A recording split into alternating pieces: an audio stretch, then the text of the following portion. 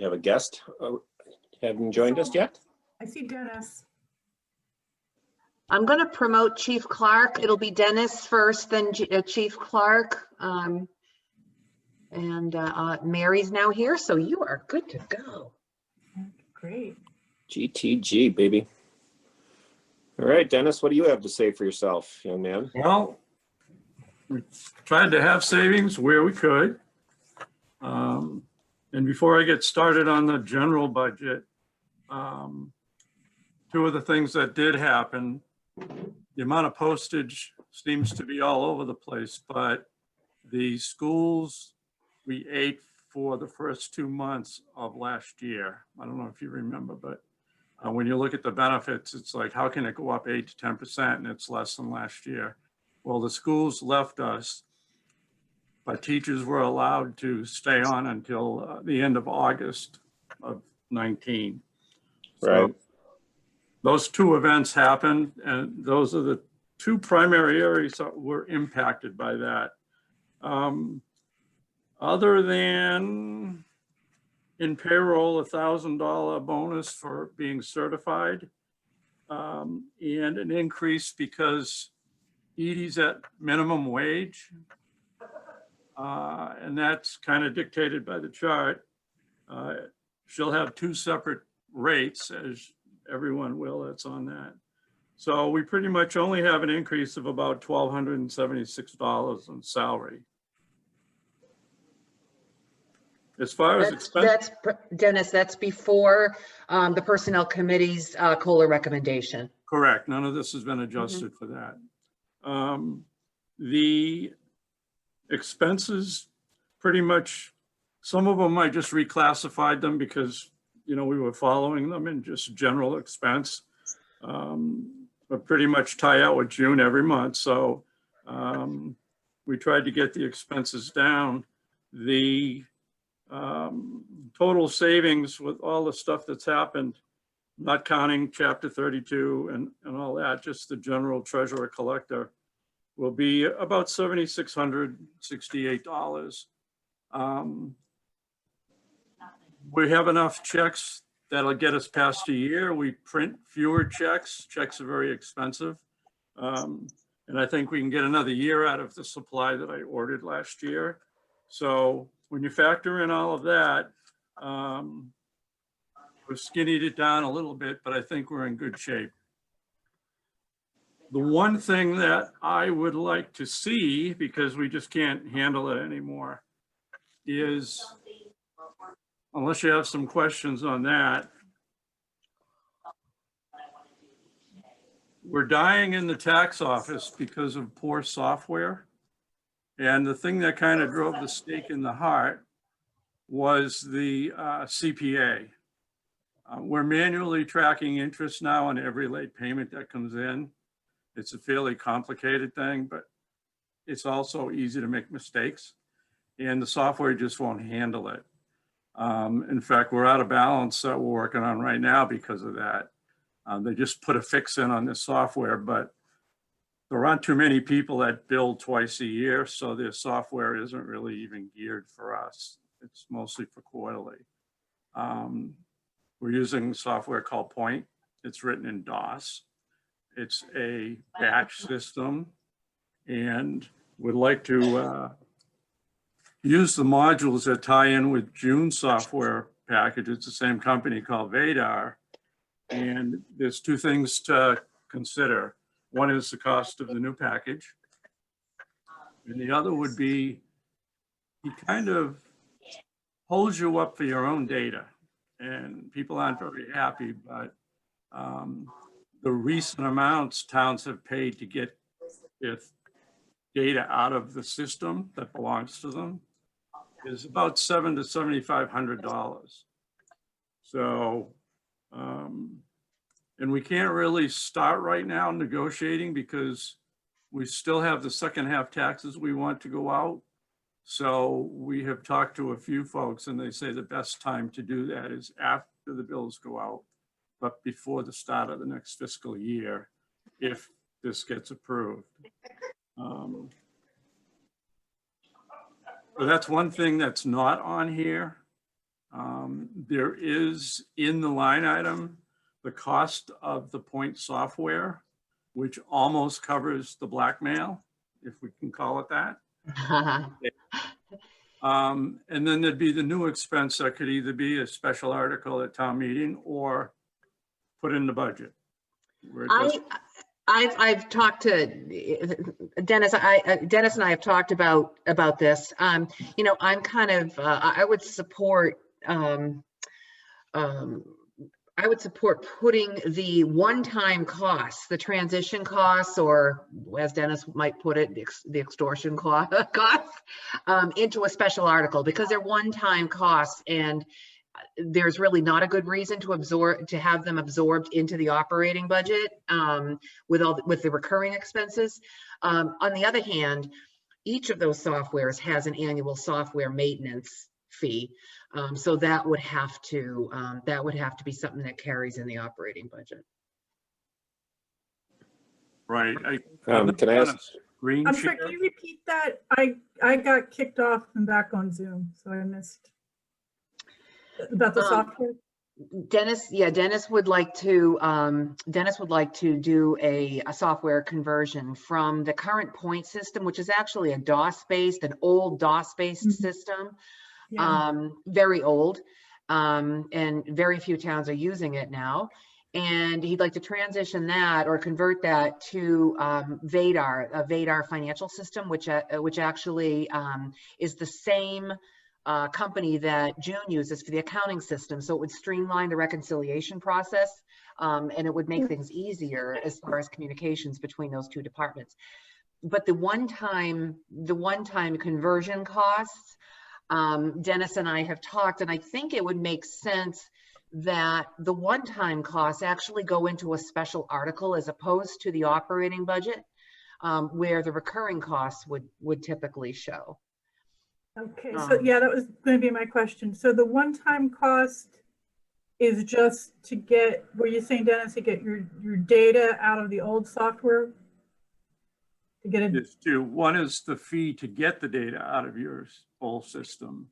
and then you'll have an annual fee for the use of the new software. Right. And they presented two ways, because they've dealt with this before, you know, to put $24,000 in a one-year line item just doesn't cut it in most towns, and it wouldn't here, I don't believe.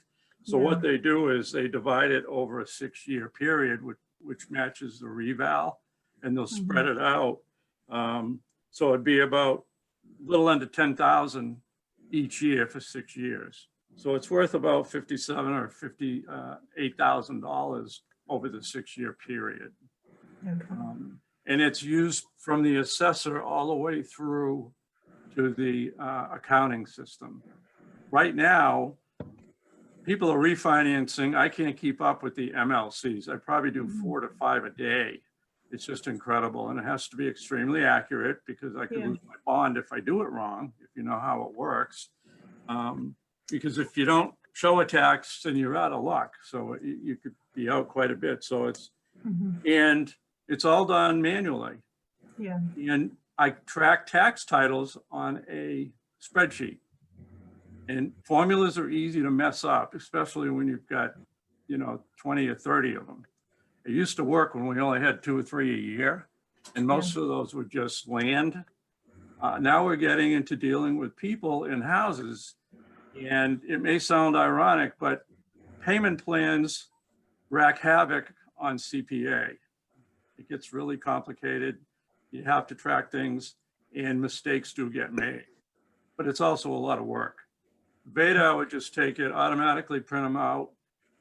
And the one thing that happens is, because you have people that are effective January 1st of the prior year, of the calendar year, the tax bills going out the following year are still under the wrong owner's name with many of these purchases. And it can carry through till the spring of the next year on the second half of the bill. And it won't correct itself until owner of record on January 1st. That year changes. And those are called care-ofs. Well, we had about 140 care-ofs, and each one had to be manually printed with this system, and it's automatically done by the Vadar. So there's tons of improvements with this kind of software. It's fully integrated. There aren't different steps that have to be done manually or in batch mode, which is what we're doing now.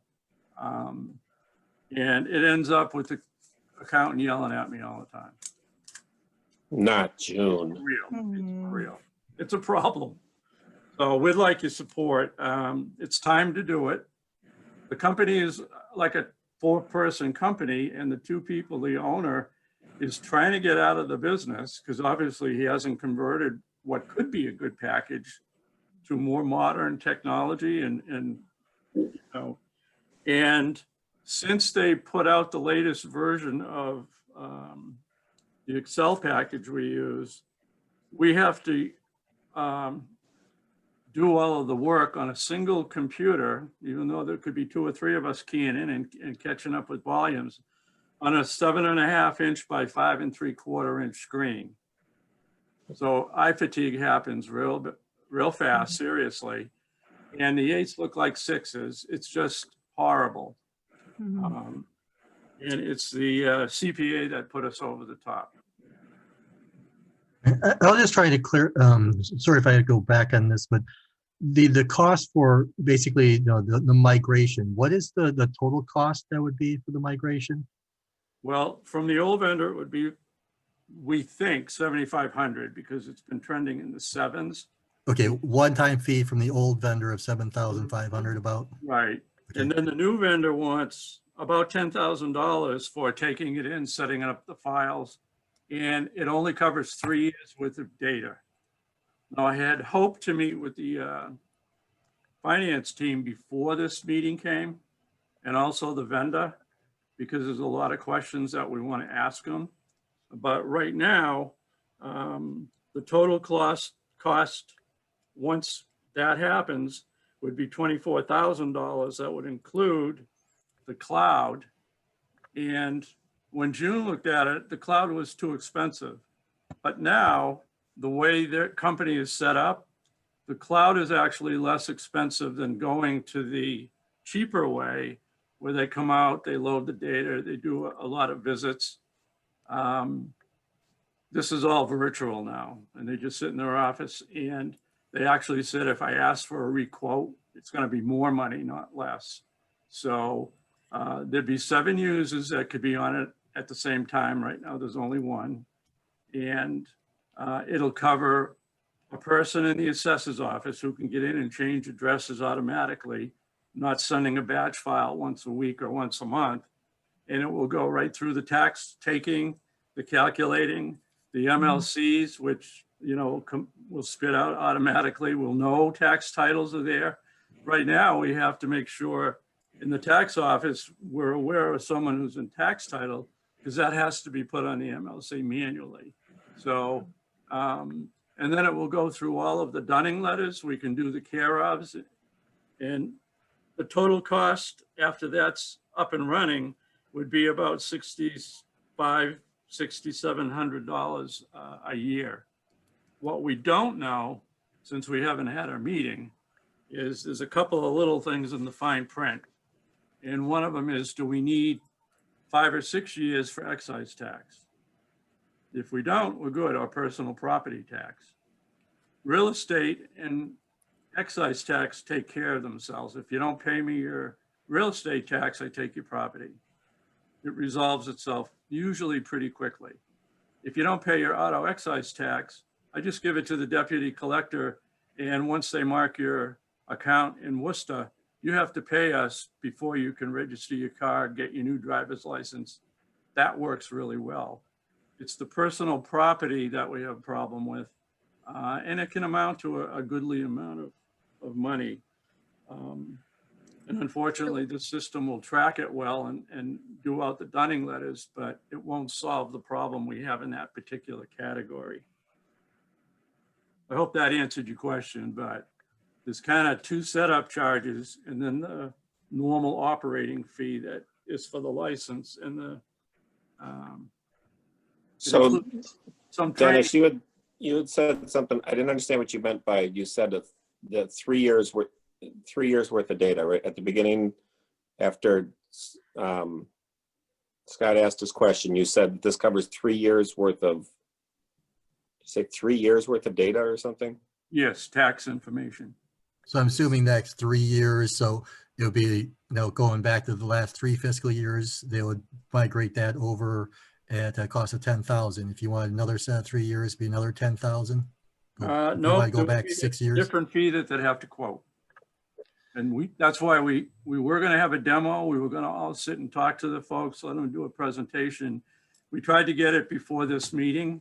And unfortunately, we're so busy in every department, we just haven't had that meeting to meet with the folks and review the thing to make sure it really does what they say it will. But it's one of 2 packages available for the most part on the market.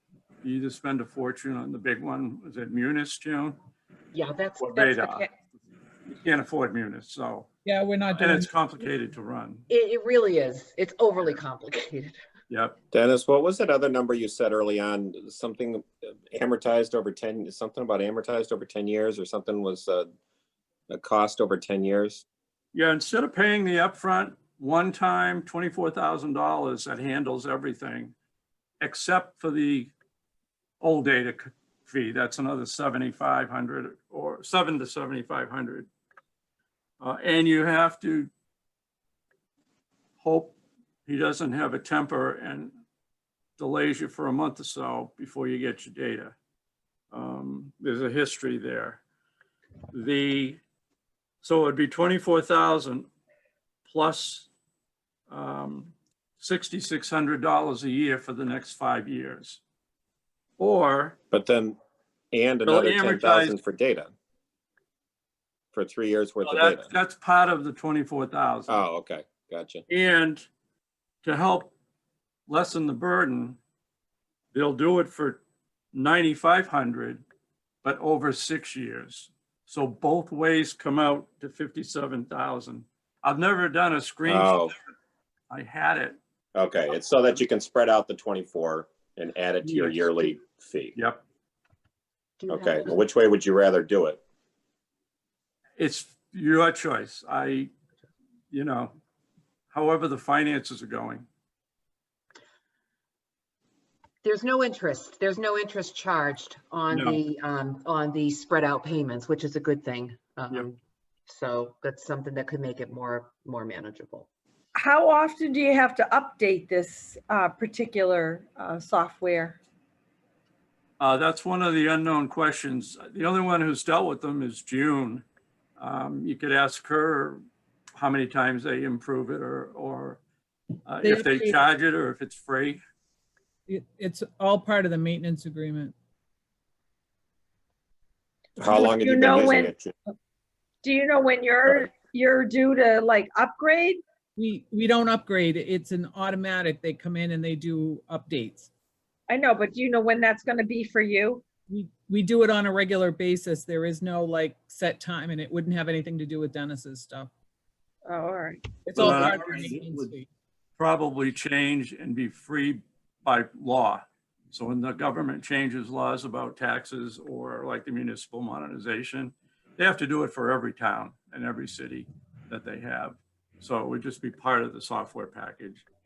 That Yeah, fee I includes- understand. So just to clarify, Dennis, you were saying that the package you are looking at is cloud-based.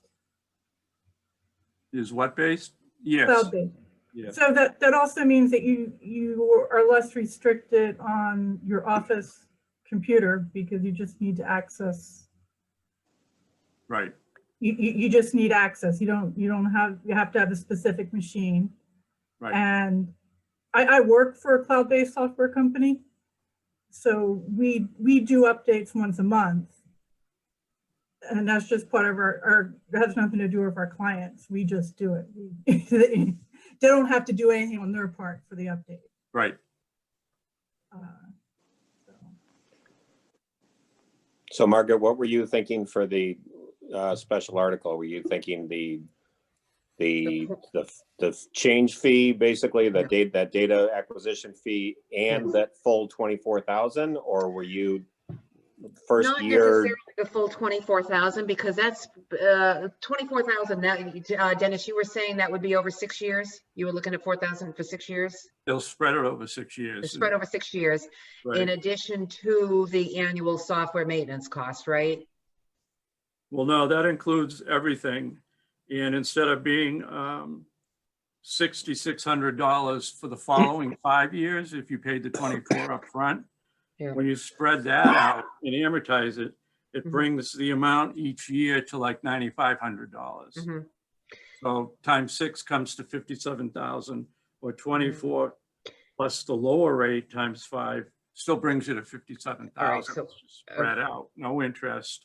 Mhm. Mhm. So, Um, yeah, so there are some options here. The finance committee could choose to do a special article for those quote one-time fees. You've got the point conversion fee, plus you've got the large that one-time VADAR fee that could be one time or spread out over a number of years. Then you've got the software maintenance fee, the annual software maintenance fee that's recurring on an ongoing basis. But keep in mind too, that I've already budgeted money for the point license, which I'm just gonna say without seeing it right here in front of me. I do see it here in front of me. Where are we?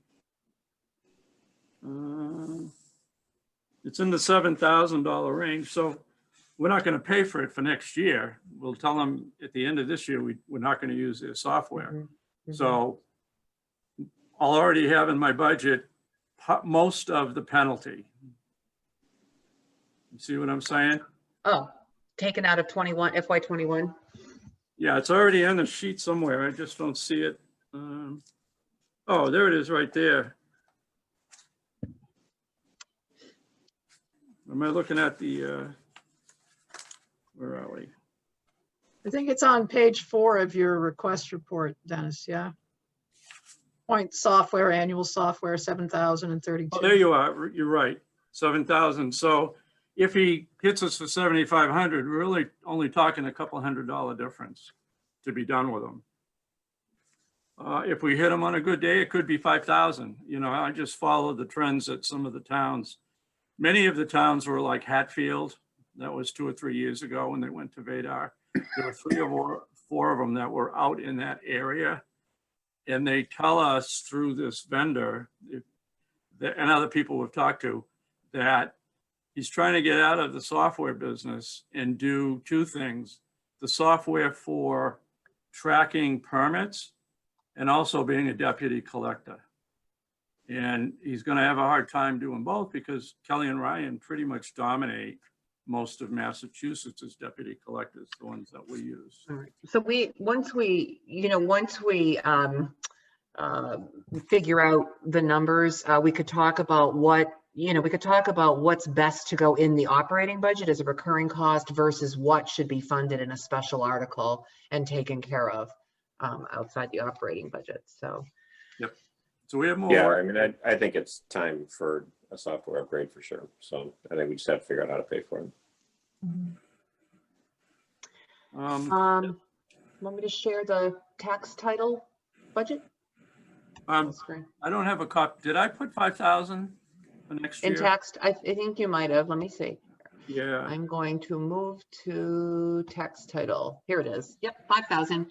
But this is the one that you want to set up the tax title revolving fund.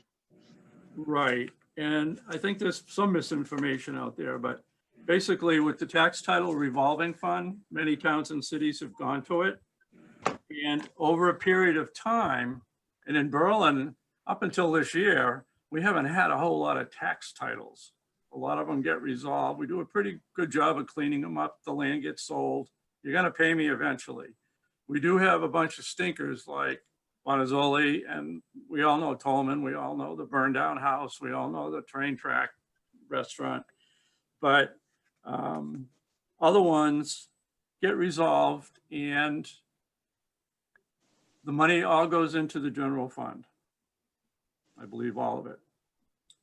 With the revolving fund, only the fees that I pay, attorney fees, a demand fee, if there is one, it doesn't affect any of the fees collected in the tax office.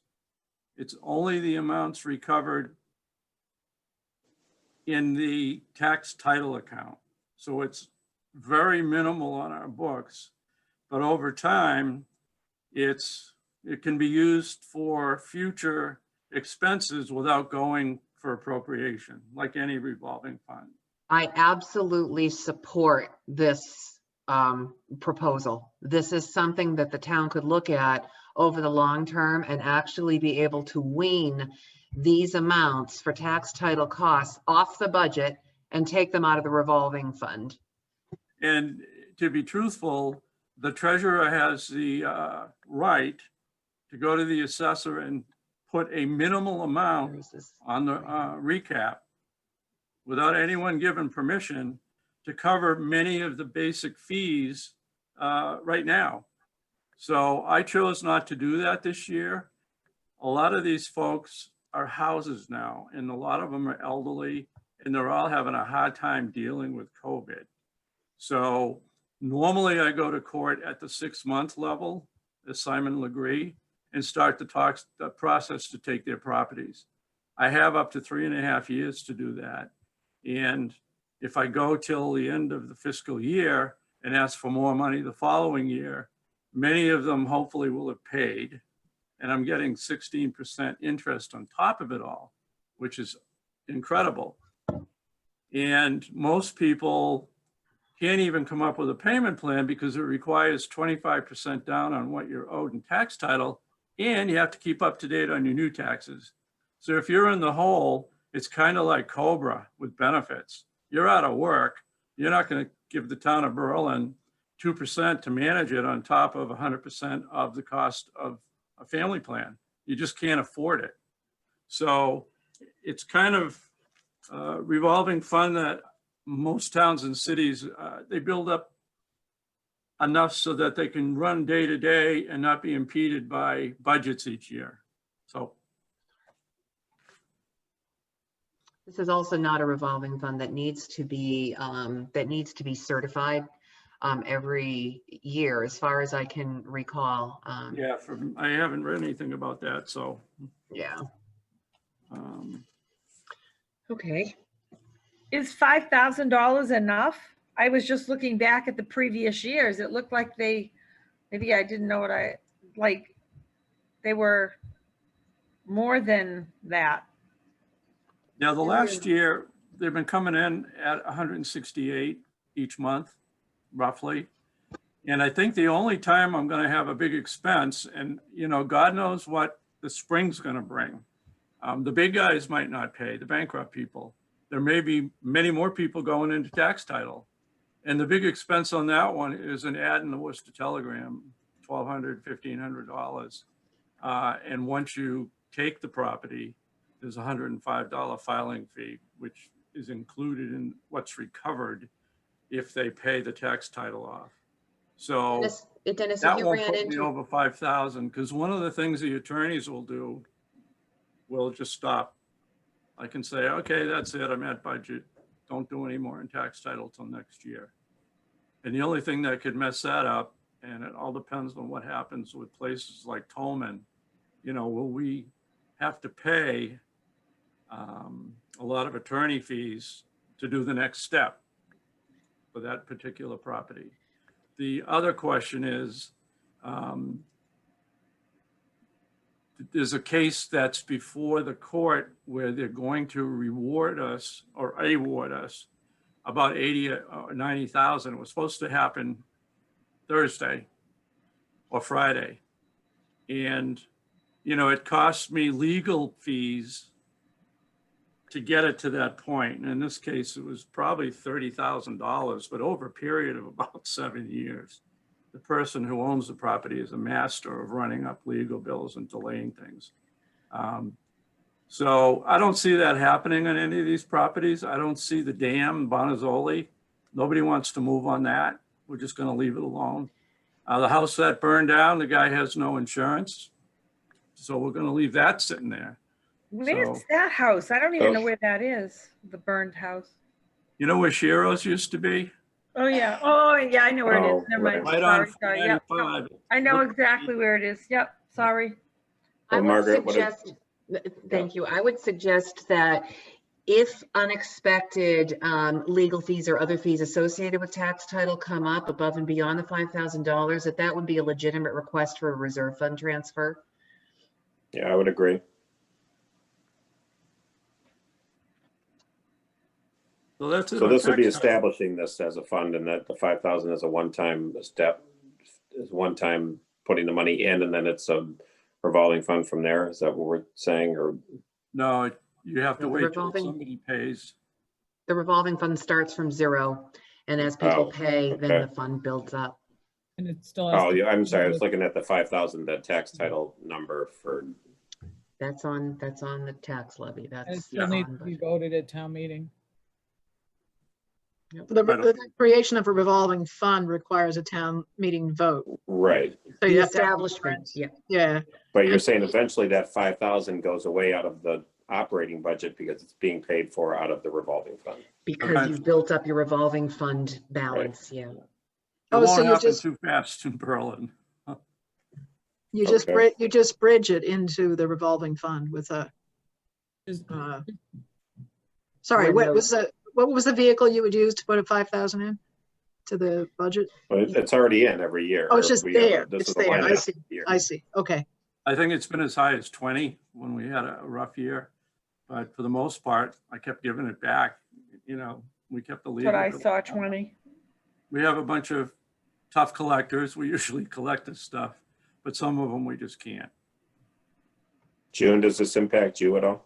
Well, you just have to keep in mind that in the past, any money that's come in for the tax title has become free cash. So now it would be going automatically into this revolving account if you made it, so it will not become free cash, which a lot Only of the fees. windfalls have The been int- from No, free.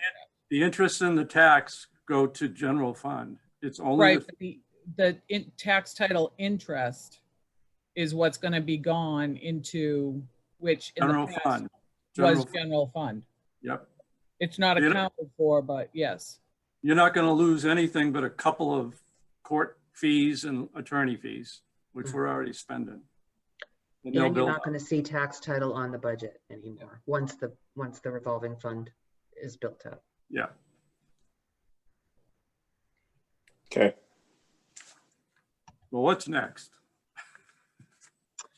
Oh, what's next? Oops. Oops. It is. Oh my Benefit? God. It's right. Oh, Worcester County. If I could actually get in there. Oh my God. Oh, really, I'm having a hard time. Oh, Lord, look at this. See, it comes down. Okay, I'm going to close out of that. Close out of that. There we have it. Okay. Worcester County. Is the second sheet there, Margaret, the backup for the different towns? Is that on Oh, the? yep. I'll have to 'Cause rotate. I just wanted to point out, I had a chart that showed over a period of time, as you're aware, up to 10%, 15% was added to the base of what we owed to make up for bad investments.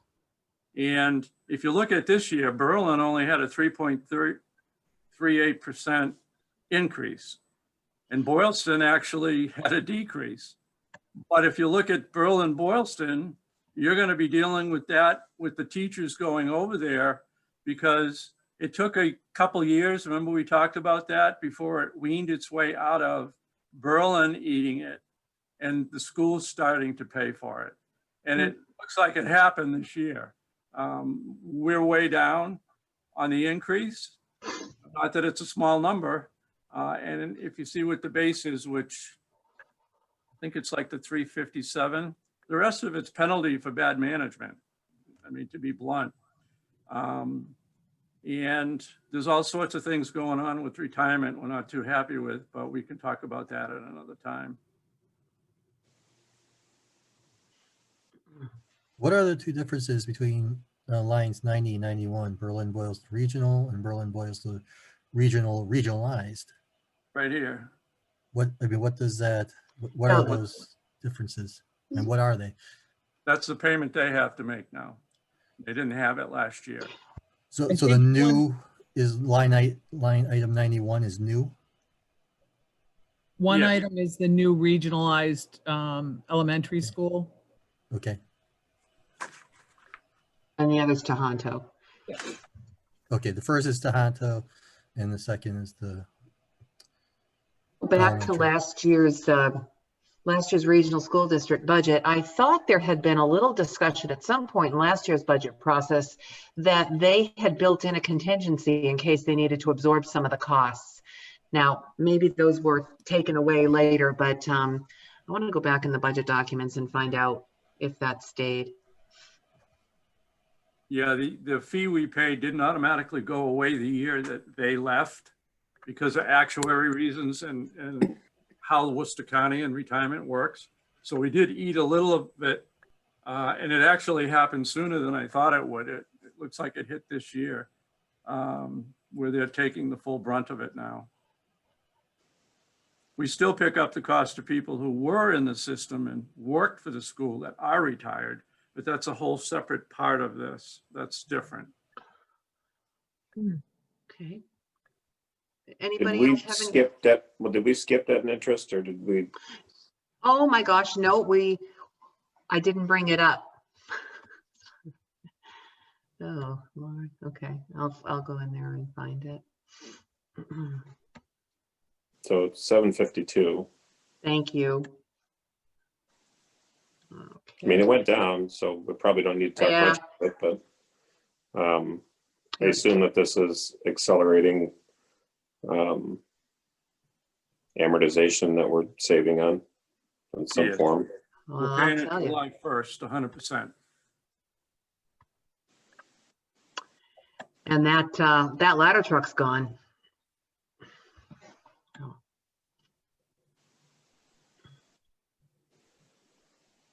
In fact, that's the 245,052 right there. Yeah.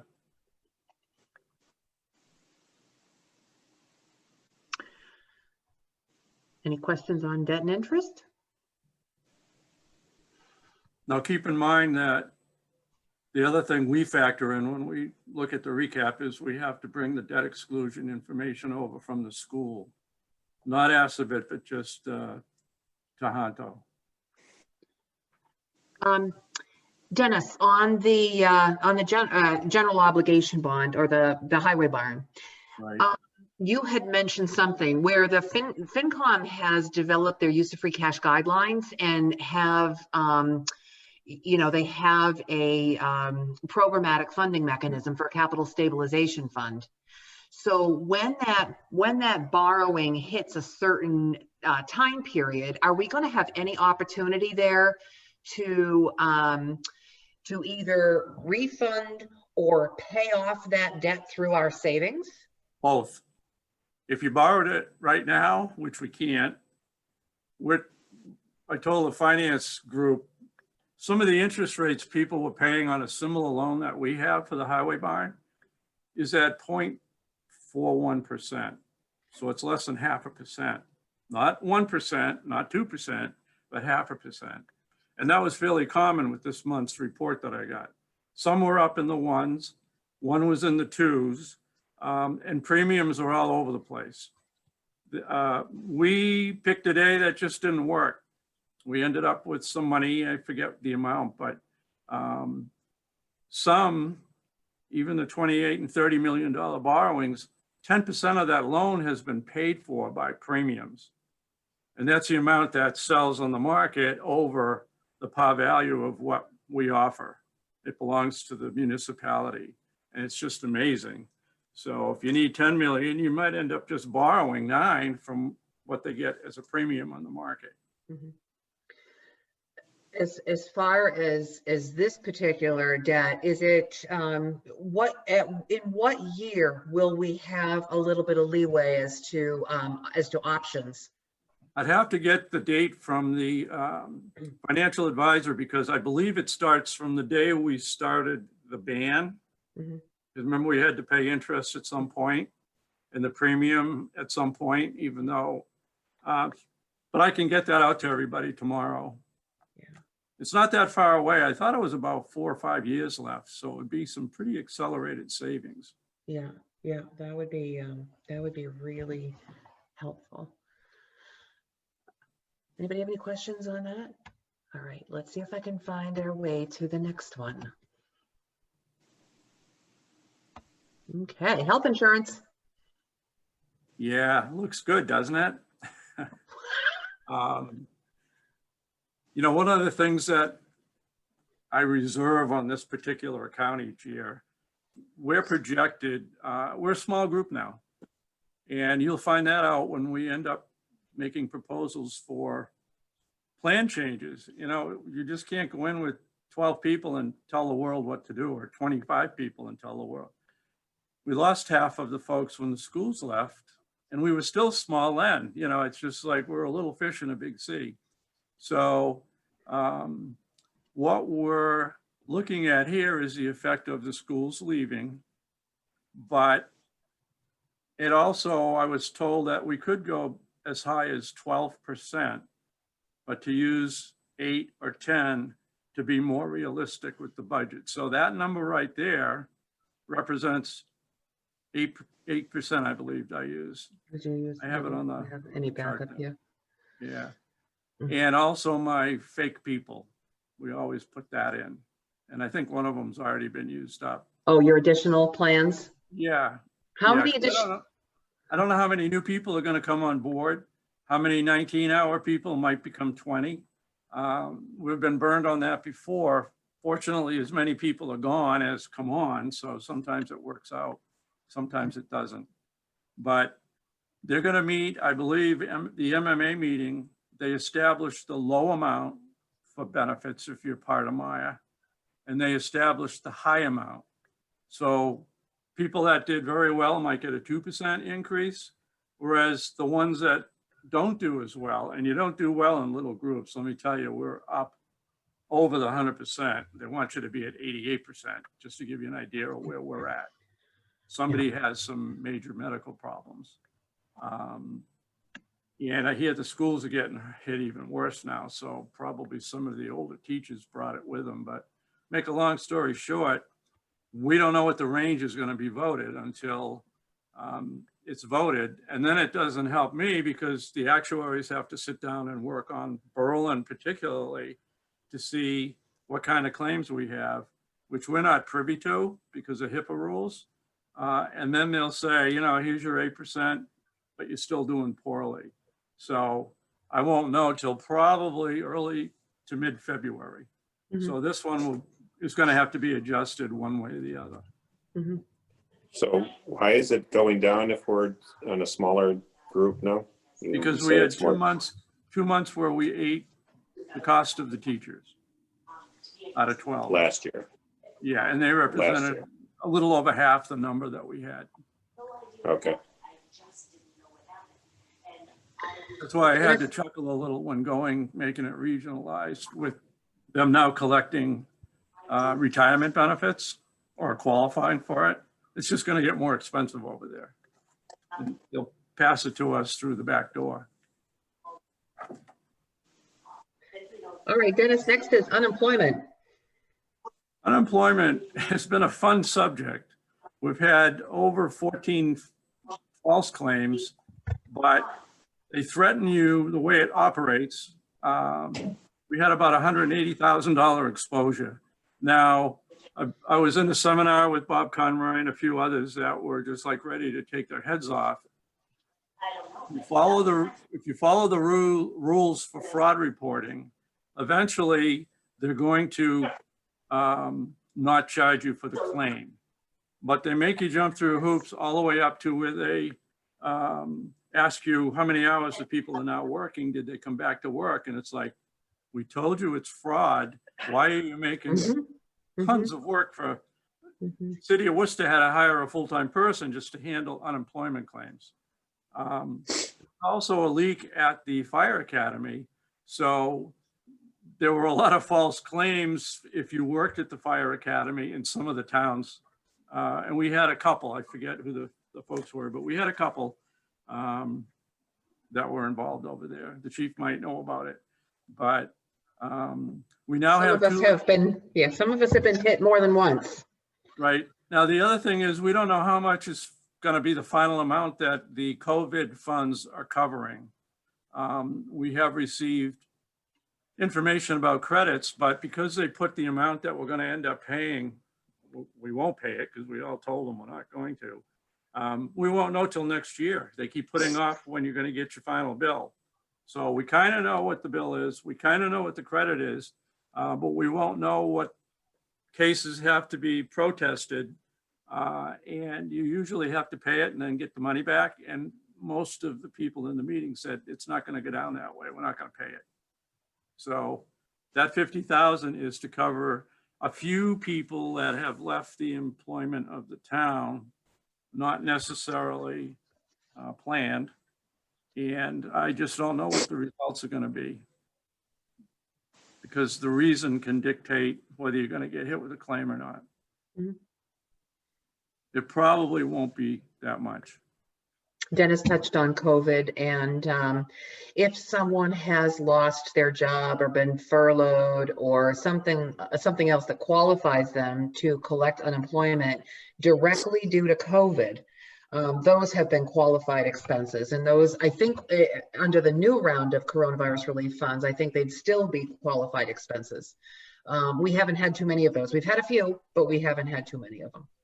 Yeah, and the other thing that can happen is the disability, they can charge you on top of the unemployment for disability, even without COVID. You know, it's extra money people can collect, and it helps cover the medical bills.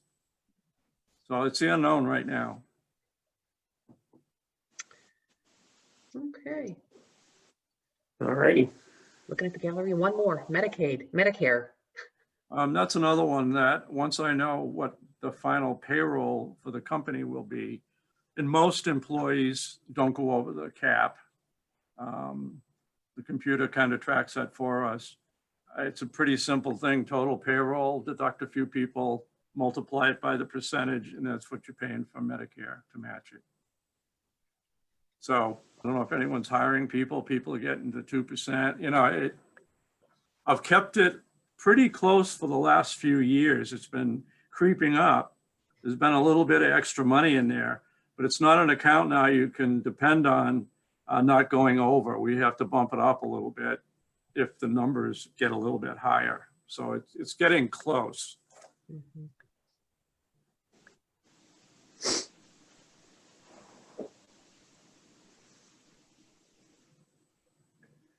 All right. We've covered a lot of info. Well, there's a lot going on. There certainly is. All right. Does anyone have any questions for Dennis? Um, Well, thank I you, don't- sir. Oh, I I'm don't, sorry. I don't stand, no.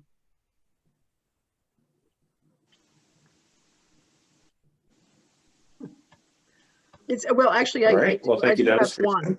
Sorry, Stan, I do have one. Dennis, when and if you guys get the software questions figured out, are you going to come back to us with something on that? Yes.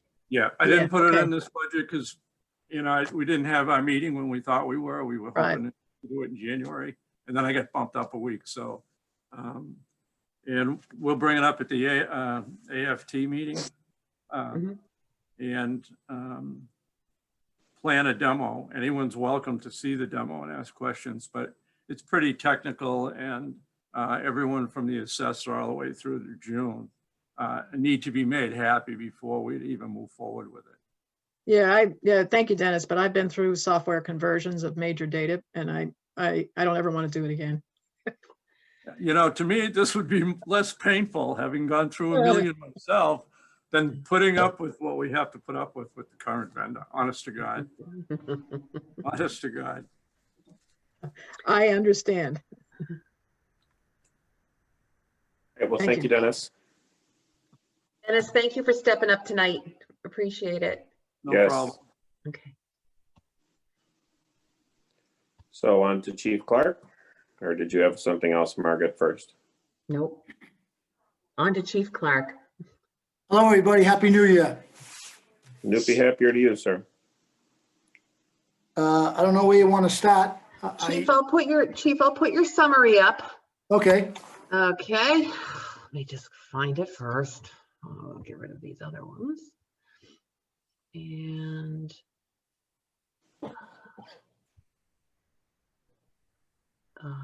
on fire EMS.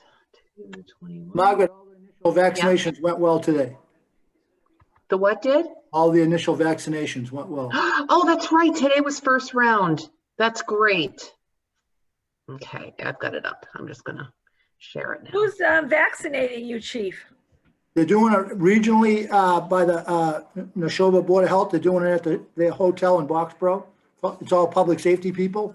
Yeah, I thought I'd get called to volunteer, but no one called me. They had a ton of people. They had a really, the lady that worked with me was outstanding. Never even knew the needle was in or out.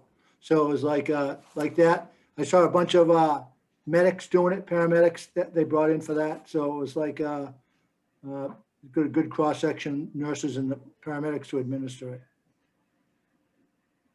So it was moved really, really good. Not huge numbers, but what they had moved. So it was like, it was good to see. They had their act together today there. That's And, great to Very hear. positive. You had to sit for 15 minutes unless you had some type of a Yeah. exposure issue, you know what I mean? So, And you've got your next one scheduled 3 weeks from now? yeah, they haven't said exactly when, but it's actually a little bit more than that. I think the Moderna is 27 or 28 days. So it's like, that's what we got. So, looking at this year, I'll start right from the very top. The deputy chief, last year when this program was initiated, we asked for 8 hours a week, and we ended up through the process with 4. And I wanted to increase that by 2 to 6 hours a week, and it's just been a great program that we've had. It's good for mentoring the deputy coming in. He works on the operational model and the administrative model every day that he's there. I think the last 3 weeks he's been tied up doing a grant that is coming to fruition for $10,000 for hose and related equipment. And he's just a great skill set he's got. He's good for mentoring some of our younger personnel. He's a career captain in Northborough and runs a duty group over there of 6 or 7 people that he's assigned to with those people every shift that he's on.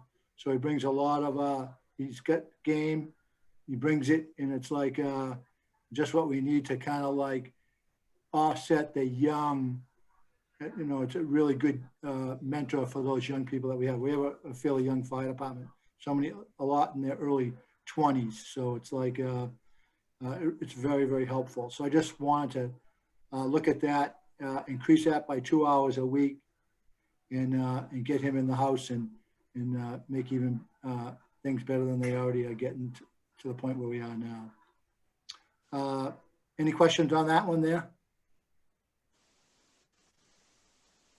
Okay, and we've also tried to, on that, going back to that just very briefly, is he's worked out really well. He's on the EMS financial working group with Margaret in June, and he's had a lot of good input on that, and comes from a system with a busy ambulance, so it's like he's got some experience and he's been working out really well. The next item we got there is a promotion. I have a person who's new as a career firefighter, but very seasoned with the town of Berlin, very seasoned with the Berlin Fire Department, and he constantly works out of grade. He's a firefighter, does a fantastic job, does really good on his annual review, and but as a firefighter, it's really challenging for a person like that. He's assigned as our primary training officer, and he constantly interacts with captains and deputies, and that position needs some rank. Another important reason for that is the second of 3 is that right now we don't, on the weekends or when I'm not in the building, on half of our career shifts, we don't have an officer on duty. So Mike is there he's one of our career people. He's 3 days on, 3 days off. It's a 12-hour shift, 06 to 1800 in the evening. And that would give a lieutenant in the building. When the engine rolled out, there'd be an officer, a driver, and a firefighter in the engine. And we'll lead into that a little bit later on. My last thing that I wanted to do too is some additional talk on that. He's very motivated. He's very skilled. He's working on, he already got his EMT up to an advanced case where he's like a third to half of the way between EMT and being a paramedic. Did it on his own, brings a lot of skill to the street, and a lot of his skills are gonna be, we're upgrading our EMS service so that we can use those skills. And he just, ideal candidate. And the deputy and I have talked about this. We want to run it into, before we would institute it, we would run an internal assessment program just to make sure that we're happy where he sits with areas of like personnel, if he had a personnel issue, how he would handle it. Give him some operational problems, see how he handles those. Yeah, he's been doing good so far. We haven't seen any negatives, but just put the kind of like, put the hot light on him at the table some afternoon or some evening and make him perform when there's a little bit of pressure and see how he handles it. So it's like, it's a common thing for the fire service. You go through those assessment centers. It's like not a big deal, do it all the time. So it's like been involved with a bunch of them myself. So that would bring him from a basic firefighter EMT to a lieutenant EMT, and he'd be in charge of his shift. And he's also the third thing I was going to talk about. We have a captain, a call captain that's been out since that serious fire we had in March on Old Central Street. And Mike's been running the leader of that operational group. We have 3 operational groups, and they do 2 days on, 4 days off, and they cover nights and then the days on the weekend. And Mike is the head of one of those groups as a firefighter, and he's done a fantastic job. They have really good communications and coordination among the people on that group, and it's a good feather in Mike's cap to, it's time for him to move. He's been lieutenant years ago when they had some issues at the place and he walked away from it. And but now he's back, he's better, he's more mature, and it's like, and I'm very, very happy with the way he's progressed in the short time he's been with us as a career firefighter. That's a strong recommendation from me to add this to his resume. Thank you. Okay, the next one is the enhanced manpower. I watch and this only pertains to the day shift, okay? I've watched it since last October when we started our 24/7, 365 coverage on the day shift. So we got a little over like October of 19. So we got a little over a year and a half worth of data. And I can show you that if someone wanted to see it. I got it written out in one of my books. We had 19 shifts that we didn't get filled on that, where we either had one person who was the career person, or we had just an EMT or just a firefighter, not the combination which we're used to having them with our per diems. So what this would do, we would attempt first to use our per diem personnel to fill that shift. They're all firefighter EMTs. If none of them were available for some reason, then we would go to the career personnel and let them have this investment here available to bring them in off duty. And that's an overtime, when you do that, it's over there 42 hours a week. But it would keep us at strength during the day when we're at probably our most disadvantage, because a lot of the guys are off working jobs, and at night we're good because we got the night per diem shift and we got everyone's home at night. So the coverage is better, but during the day it's scarce. And so it's like, some days it's like we're seeing more and more of the multiple calls. So it's like, we just have to be better prepared operationally for those. And looking at this is one way that we could do that. And it's like, it ran out, like I said, in that year and a half or whatever it was like 19 shifts on those days. It's not a lot, but it's just days that you never like to be below par. So it's like, because you never know what's going to happen. And when there's not all those people able to roll in instantly from being at home, it just gives us a little bit of better hit right away on something that's serious going on. And we've been using our personnel a lot lately on the recalls. Things are busy. I think last night I did my annual report to the Board of Selectmen, and from calendar year 19 to 20, we had a 24.8% increase in calls. So it's getting a lot busier. It's like, any questions on that item? Thank you. Okay. Okay, just a halftime FTE, full-time equivalent, bring him in January 1st of 2022 and finish out that fiscal year there. We had that in for this year, but it didn't work out. Tried to do that. We're gonna see responses are starting to rise down in the apartments as they're getting occupied. And it's just, like I said, the 24.8% increase, it's just gonna go up. Never goes down. So it's like, and I've lived through it where I came from. So I guarantee it goes up.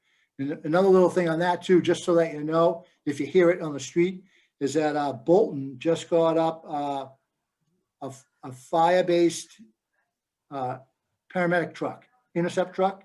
So we're using them on the north side, and there's a substantial savings on the ALS interface that we do. Like if we run the basic BLS or basic EMT service, and if we need a paramedic service, which is triaged at the time the call is taken at the dispatch in Devons, then they'll send, on certain calls, they'll send a paramedic unit right away with us. And if it's anything in our north zone, which is roughly everything above 62, okay, to the north, Bolton's out in there, and we're saving $125 by using them on the north side. So it's like per call. So it's like substantial savings compared to if we needed to get Northborough in, Nissawakachoke, they're over $1,200 just to get them in to do an intercept. And we had a really, really serious call on the south side with no other paramedic truck available a month, 2 months ago, whenever it was, maybe a little bit longer. And it was just one of those ones that was a mess. And they were the only ones available, so we had to use them. And it's a cost of doing business, but it's not what we want to do. So it's like Berlin's been really good. We've only used them once so far. They've been in service a week. So it's like the chief was just giving me a load today when he saw me. He said, hey, I haven't called very much. So it's like, I said, I hope I don't have to call you. So it's like, but it's only inevitable that we do. So that's kind of like just a new, and that new position would be a day shift or a night shift. I think at first it would be the way that we got it worked out. That firefighter would be put on days for orientation, sent to the Mass Fire Academy. Even if they're firefighter 1-2 trained, we would send them to the fire academy for the recruit class, because that's really a skills enhancement. That 9 weeks that they go goes by quick. They come out with a lot better. You learn the same skills as they do at the call volunteer 1-2, but they spend a lot more time on the basic stuff like firefighting, ladders, hoses, and the things that you do every day at a fire. And you just get a little bit better product out of going to the academy there. So if we did some hiring, they'd go there for 9 weeks, and then we'd bring them back, put them on shift. So that's kind of it in a nutshell. And any questions on that?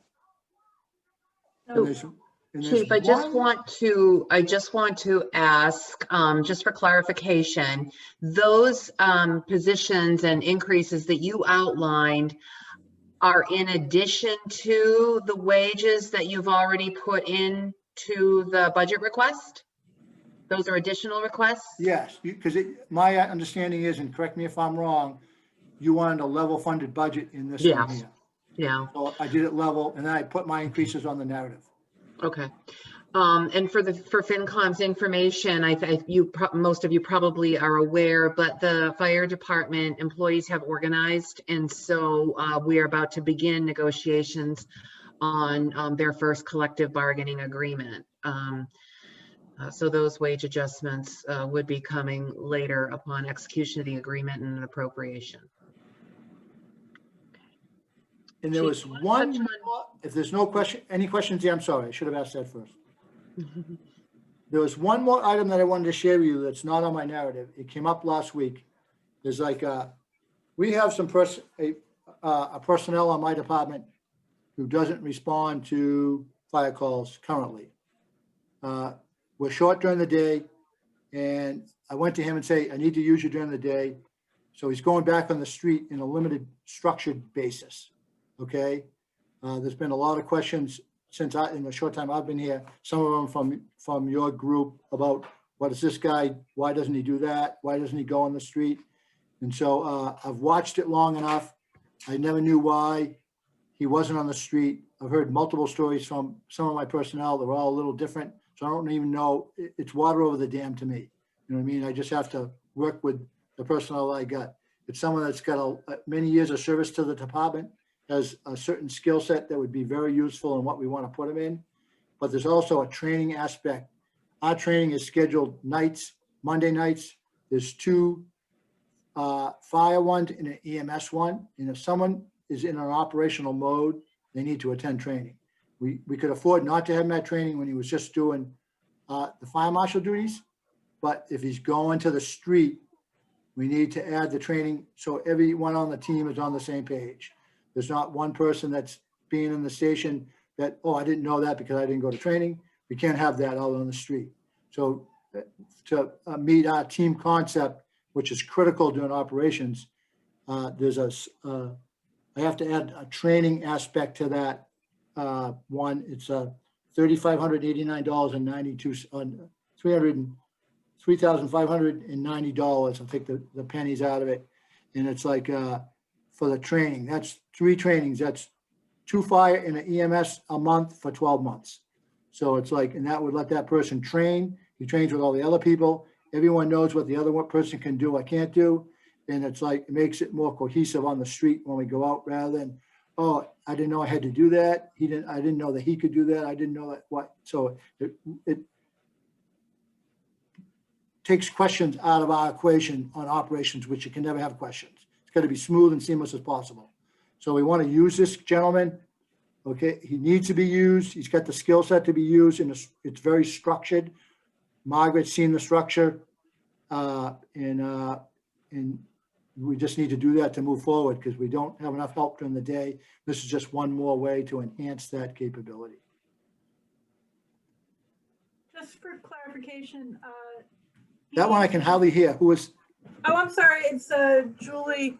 Just for clarification, he needs to complete the training to go on the street, or he can start filling in that role while he's doing training? Good question. Thank you. No, he's reorientating this week on all the apparatus. He's going to be the driver and pump operator, and it frees up one of the young firefighters to go and work in the building. And it's like, and that's just so that he can attend the drills as we move forward. So when we do a training exercise, and the pumps are always involved in the training exercises, that that skill set is enhanced, and everybody knows what everybody else is doing all the time. So it's like, you can't have somebody in my job who goes in operations but doesn't train. When I came here, a little story, I don't know who can listen to these things, but it's like my second day here, we had a truck fire northbound on the highway from 62. And the ambulance was out, and I said, oh, come on, let's go. He said, and the feet didn't move. And I'm like, what are you doing? Come on, let's go. And it was like, no, don't go on operations. And I didn't even know this yet, you know what I mean? And so I said, okay, whatever. And off I went, and I come back, I said, okay, sit down, tell me the whole story. And I heard his side of the story, and it's time to put all that, like I said before, all that water over the dam is gone. We can never take it back. We're going to start fresh, put them in a structured position where it's a win-win for everybody. So it's like, and the best thing about it, it brings us a better operational model to the street for Berlin. You know what I mean? And it works it, and he's there, but you can't not train if you're going to go out in the street. You got to train. So it's like he'll be involved with all the training on the Monday nights when we have it scheduled. So it's like that's kind of like where I am. My question, I just have a little question. Is this due to reduced fire inspection demand? Nope. There's been a slight reduction because of the apartments, but I would have done it anyways, because even if you're doing inspections, you drop them. I did them for 16 years, and as soon as the bell goes or the radio moves, say, sorry, I'll be back later. Catch your number, I'll call, off you go. So it's like, yeah, that's a very common thing in growing fire departments. It's not like the city where you got a dedicated 5-inch drill, and they don't even touch a hose. You know what I mean? And are you in the process of cross-training the other full-timers or per diems to do the fire inspection duties? We are, but it's very limited because the academy's been very limited due to the COVID of having open classes available where you can go and attend. There's been no NFPA stuff. They're starting to like roll out now some stuff online, but it's not the same, you know what I mean? The caliber of it isn't the same. So, yep, because we gotta do that, because I don't think I can't say when someone's gonna retire, but he's close to retirement age, like within 2 or 3 years or whatever it is. So it's like, it's something that we gotta plan for. I think Margaret and I have had a couple of conversations on how to do that when that time comes. And it's like, but for now, it's a position that can be, it's a skill set that can be utilized positively for the community. And it's like, it doesn't make any sense to me to have someone sitting there when they could be out in the street with you, helping overcome some type of an emergency that you're dealing with, you know? So it's like, I brings fully everyone believe- goes. Yeah, I fully believe that small departments need to have cross-trained personnel. Yep. Or personnel trained in multiple functions, definitely. They Yep. need to be able to do everything.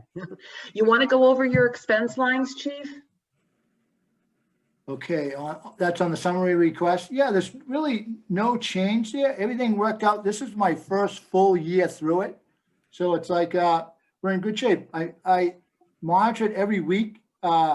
After the payroll, I get like a spreadsheet I make up and follow, and it's like, I still have to show June because I haven't showed it yet. I told her I'd do that, but I haven't showed it yet. But it's like, they're right there. We're like in really good shape for being just over the halfway point in the year. Nothing's in any issue there. So it's like, I'm comfortable with it. And it's like, you know, like last year, the unknown is like that ALS cost stuff. You know what I mean? If you hit a bunch of ALS calls, it might jump, but it's like, it is what it is. You know what I mean? It's like, we've been covering it so far. We're doing good. And we're right on the money with all those accounts all the way down. You know what I mean? So it's Your like, ALS costs are captured under contracted services, correct? that's correct. Yep. Okay. Yeah.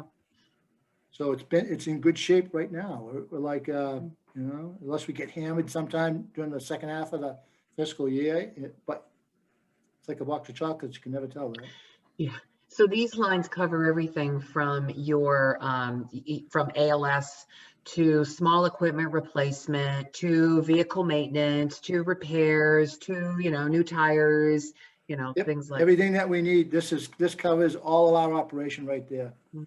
And it's like, and it's been, it's in good shape. I'm comfortable with it. You know, I didn't know, it was really hard to make a decision on how to, if I needed to increase them last year, and we're in good shape. You know what I mean? So it's like, stay there. There's been nothing that jumps out and bites us. And it's like, that's comfortable. All the day-to-day operation stuff that we do, if we needed to put Chief, new where do tires you? on something. Go I'm ahead. Sorry. No, I was you- gonna say, this is Janet. Where do you put your overtime? I mean, I'm looking at salary and wages, but where do you put, like, cover that piece? That's, that was actually separate in something, but last year I was asked to include that in the salaries for the guys. So that's included in that salary line, which Oh, would okay. be, hold It's on, down, it's on a spreadsheet down here. I think it's, No, that's not the June, one. June will tell me, Where 5112. is it? It's on page Down 5, more? page Is it 5. after? I thought I saw it, and then There we go. oh yeah, Is it? I looked at that earlier, because when I look on my Yeah. computer, I don't have to tip my head and go sideways. Yeah, I have to, I'm gonna try to, Hey, look at like a unfortunately, German I Shepherd. can't, yeah, unfortunately, I can't rotate this, but there it is, yes.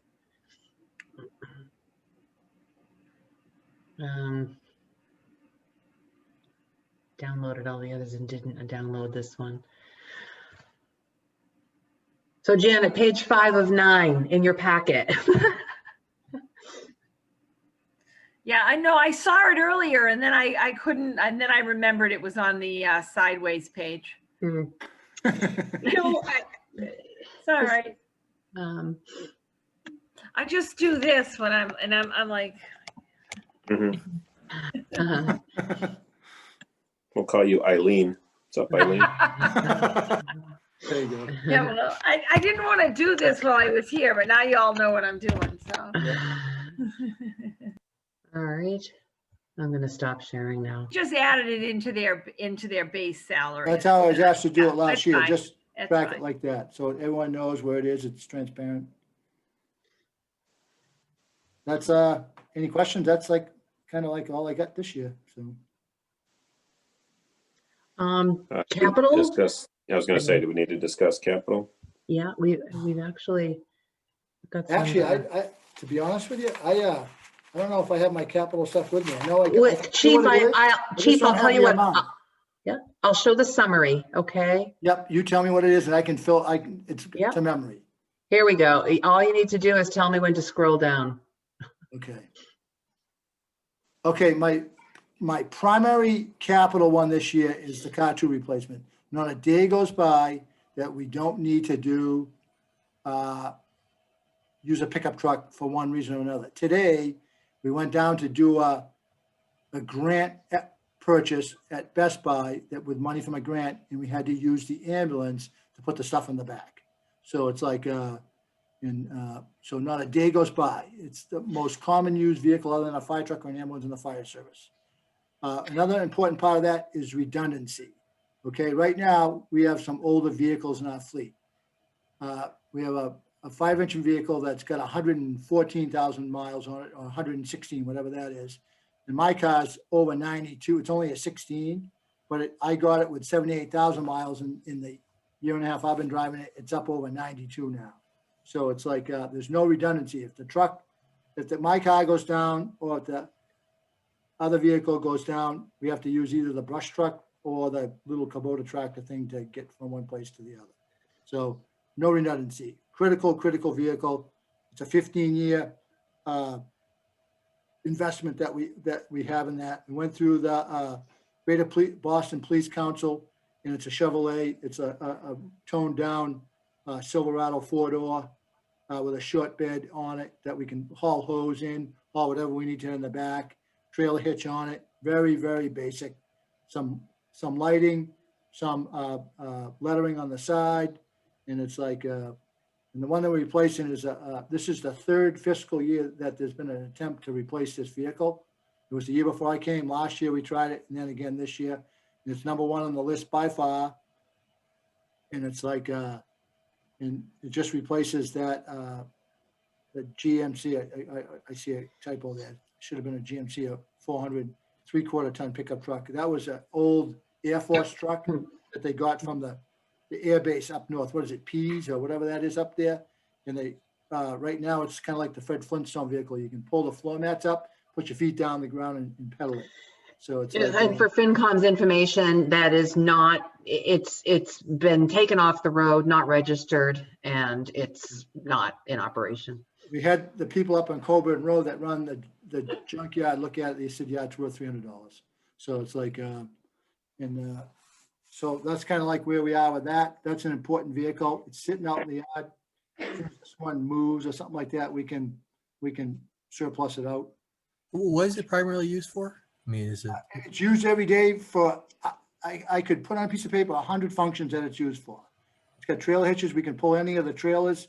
It's got storage in the back. When we have some type of an incident, we can put dirty turnout gear in the back rather than putting it inside the travel area where the people sit to bring it back when there's been a noted problem with turnout gear prior from entry in the fire till the time it's washed with carcinogens on it. So you gotta kind of like keep it away from stuff if you're moving. So it's like you gotta take it off, put it in something.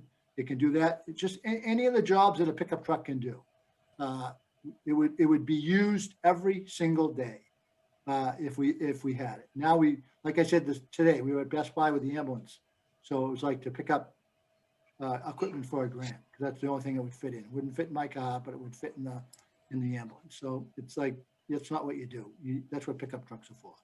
So it's like. Chief, this wouldn't be a new inspection vehicle, would it? Nope, no, it's not. Its primary use wouldn't be that. If that car did go out of service for some reason, because that's really tired, then you could use it to do that, but it wouldn't be the primary function. Okay. Nope. No. Okay. And the brush truck. This is kind of like one that's really near and dear to me.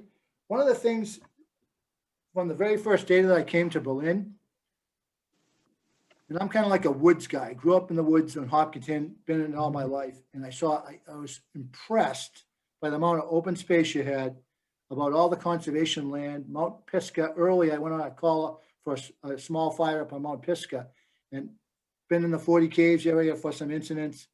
And it's like, and I'm impressed with the open land and how hard the community has worked to get that. It's very impressive. And it's like, I've had some really good conversations with some of you people that have been in town for many, many years, and it just near and dear to me. I like that they do that, you know what I mean? But I look at my fleet and I say, we can't protect that stuff because we have a small Kubota with 60 gallons of water that can go almost anywhere, but it doesn't have a really good heavy hit to it.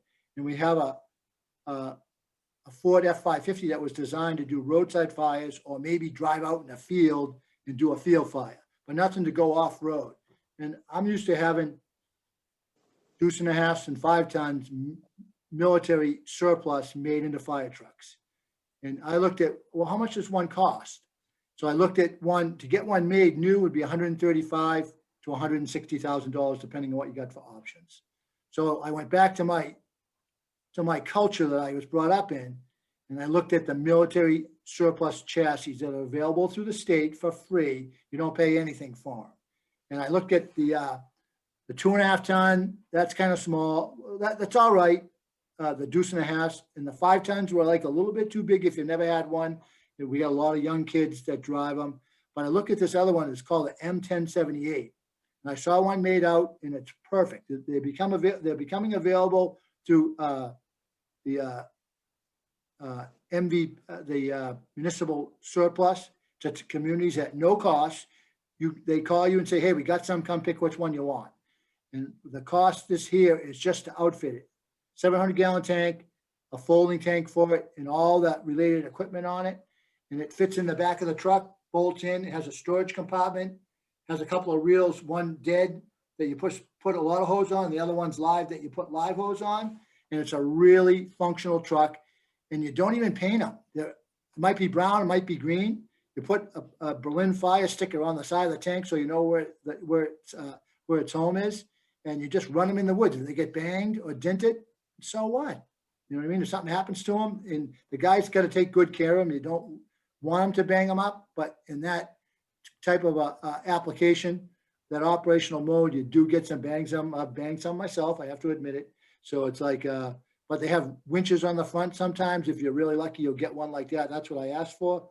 And it like, and they're really, really good trucks, and it would allow us to get to that urban interface a lot quicker and deal with that.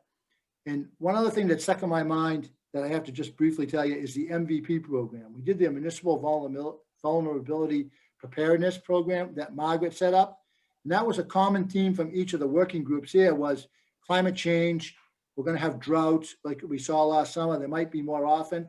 So this is the kind of truck that deals with that off the road, you know, not within the first, it can deal with anything, but this is the one that you can drive through the woods on the cart path or a fire road or whatever, get in, handle something, get out. And it's also set up enough where in the bad winter weather in the winter, we get 2 or 3 feet of snow for something that we can kick it up a driveway, and we'll have enough hose and enough water on it to make an initial attack on a structure fire.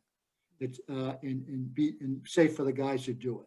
So it's like it's a year-round truck. If we can use it, if being no hydrants in Berlin, that 700 gallons could be the difference or make or break a fire someday, someplace. So it's like it can dump into a porta tank like all the other trucks can, and then go and get some more water. So it's a versatile piece. I like to design these so that it's like a toolbox with a lot of different tools in it rather than just having a wrench or a screwdriver. So it's like, so that's kind of like, they should be coming available like just before the spring, like maybe March, April-ish like that, you know what I mean? So it's like, that's what we got there. So that's, and it's Chief, excuse me, guess what we got today? We got notice of an upcoming MVP action grant round. Is this something that you might be possibly interested in looking at MVP funding for, since it's tied to the whole climate change aspect? And definitely, drought? Yep, definitely. We have like, and I know Margaret's sick of hearing it, but we got a bunch of grants going now. We had a state equipment grant for 10 grand that's going really well. I'm working on, and we'll submit either the end of this week, the beginning of next week, just over 50 grand for hose and supply hose, which is the big 4-inch hose. We're switching from 5 to 4, and related equipment. And then the EMPG grants, which there's 2 or 3 of those. So it's like, we've been kind of like hit a really good grant-like thing and been able to get some good funding to get some of our projects done. So it's like, I would always do that over what we would do from the money from the tax rates. A quick question. This would be in addition to the fleet. This is not a replacement for the present forestry truck? That is correct. It's a new one. The forestry truck has its place, but it's not built, the way it's designed, it's not built to successfully go off-road without ripping compartments off. The compartments kind of like hang down behind the cab rather than up high. And this one is made for ground clearance. And it's funny too, because I was watching the inauguration today, and there was a bunch of them staged with the National Guard personnel that were in the Capitol. It's like the same exact chassis. So it's like, they're still using them, but some get worked down and go out through the. Chief, is it possible? So you've got the current one that is only really an on-road vehicle. What year is that truck? That's got to be like I'm just guessing, like a 08 or an 09. Okay, so that's going to be coming up for replacement in the not too distant future. Is it possible to get a vehicle that can do both? I think that the way that this one would be set up, you could do both. You When could go do both. that when the time expires on that. Yep.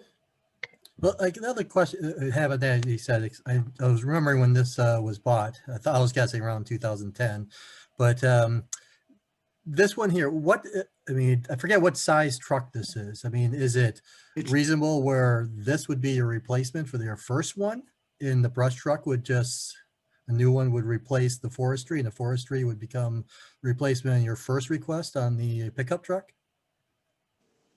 I mean, I think it's a bigger truck than just a regular pickup truck. I think that they could be a good 1-2 punch. Sometimes that the little one, the little forestry unit is going to be available to do something or get into a place and work with this one. This one gives you that capability to go off-road, give something a really hard hit early, and hopefully put it down where you're not calling in 3 or 4 towns and you get like a 50, 60 plus acre blaze. Where I come from, we did 2 a year that were over 150 acres, and it's not fun. So it's nothing compared to what they do out west, but it's like a lot for around here. And it's like, you want to keep those as small as possible. And you get too much, the woodlands around here are much too nice to burn them out like that. They have the big burn spots. So. Was your question about whether the forestry truck could become car 2, and then this Correct. truck could be the forestry truck? Correct. Well, I guess you could use it for this when this becomes available, but it's like, what do you mean? Like take all the equipment, it's set up to be a brush truck. So it's like, so you want to, like what you're talking, when you say that to me, it means we're going to strip all the brush equipment off it and just make it a pickup truck.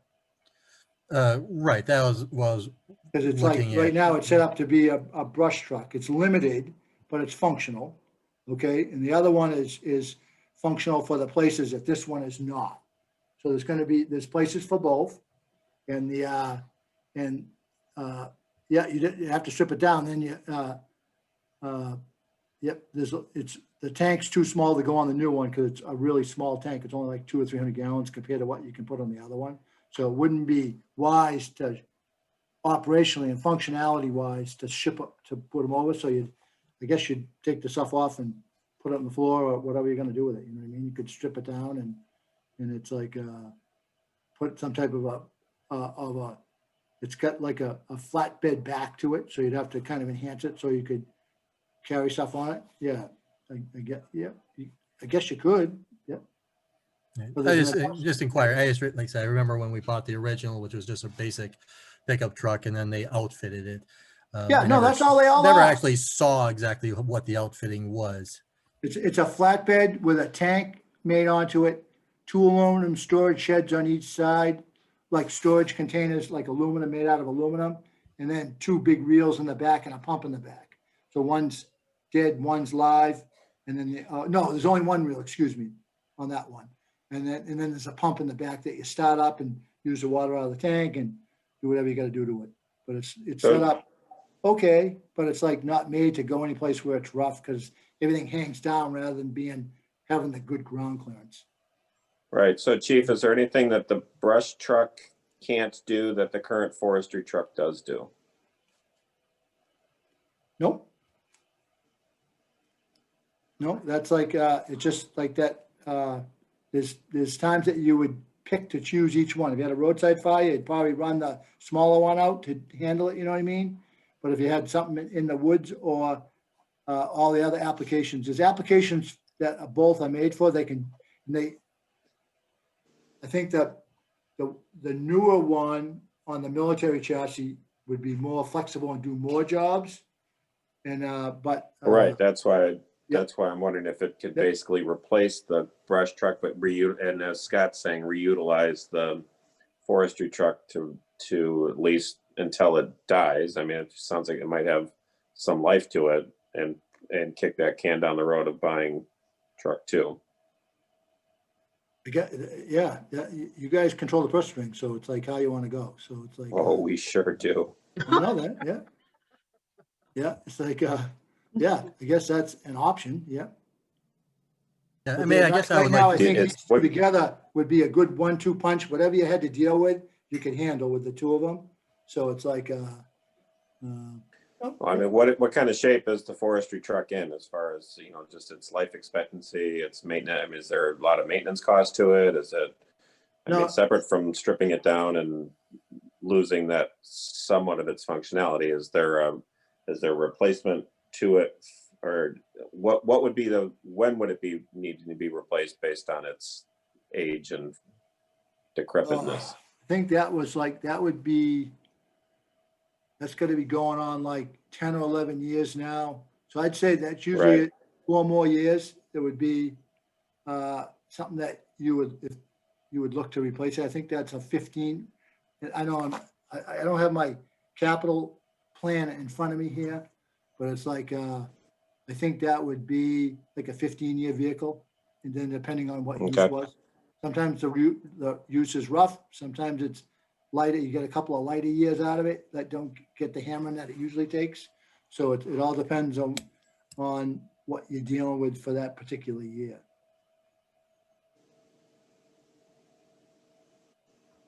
Okay. That's a very valid question, you know? And then the 6A1, that's a replacement of a 10-year-old ambulance. We talked about that with capital, about putting that off for a year and then financing it. Margaret had a really good idea of financing it over 2 different years. So I know things were tight when I talked with, it's always to spend money. That's a lot of money to replace an ambulance.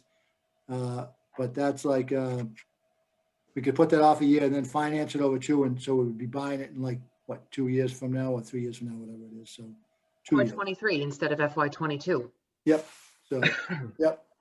So, that's, yeah, I agreed with that.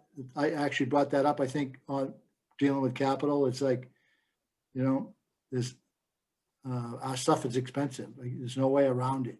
Anything that you buy now it's like unbelievable from when I can remember from when I started. So it's like, so that's kind of like where we are with that, and we can do the financing half of it for a year and put it in the bank, put the money aside, and then the next year do the second half and then buy it.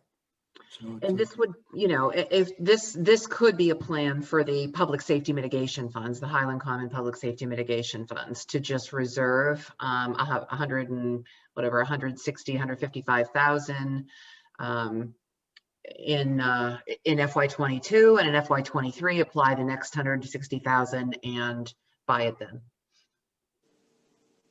Yep, I Why can does live. this sound like deja vu? Didn't we just do an ambulance? Yep, 17. This is the 2010. You have a 2010? It's either an 09 or a 10. Yep.